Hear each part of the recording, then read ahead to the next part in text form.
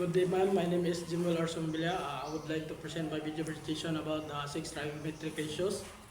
The six trigonometric ratios are defined based on the angles of a right angle, uh, triangle relatives to an acute angle of theta. The sides are hypotenuse, it is long sides. Opposite is sides across from the theta. And adjacent is side next to a theta. So the problem is you are standing 20 meters away from the base of the tall tree. When you look at the top of the tree, the angle of our elevation from your eye level to the top is 42 degrees. So your eyes are 1.5 meters above the ground. Find the total height of the tree. So solution is identified. So angle theta equals 42 degrees. So the adjacent side is distance from your eye to the top. So let this be the hypotenuse. So use the tangent. Tangent theta is equals to opposite and adjacent. So calculation.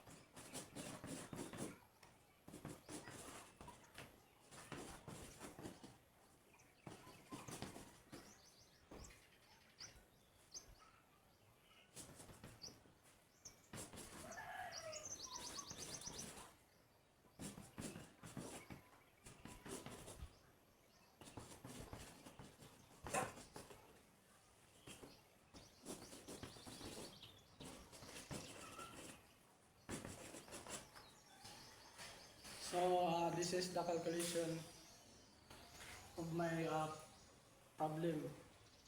So we use tangent. So use tan 42 degrees hypotenuse over 20. So the tan 42 equals 0.904.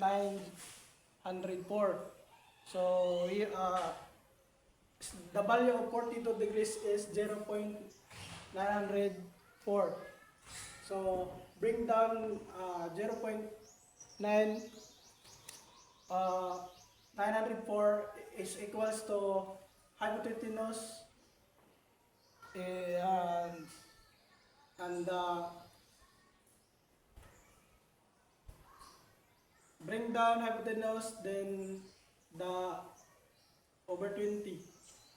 So the height of the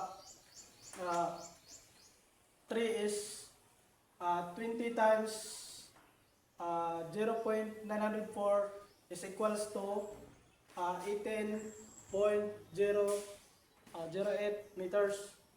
So the height of a tree is 18.83. So you add your height, eye height. So 18.008 plus 1.5 meters eye height, then the answer is 19.508 meters.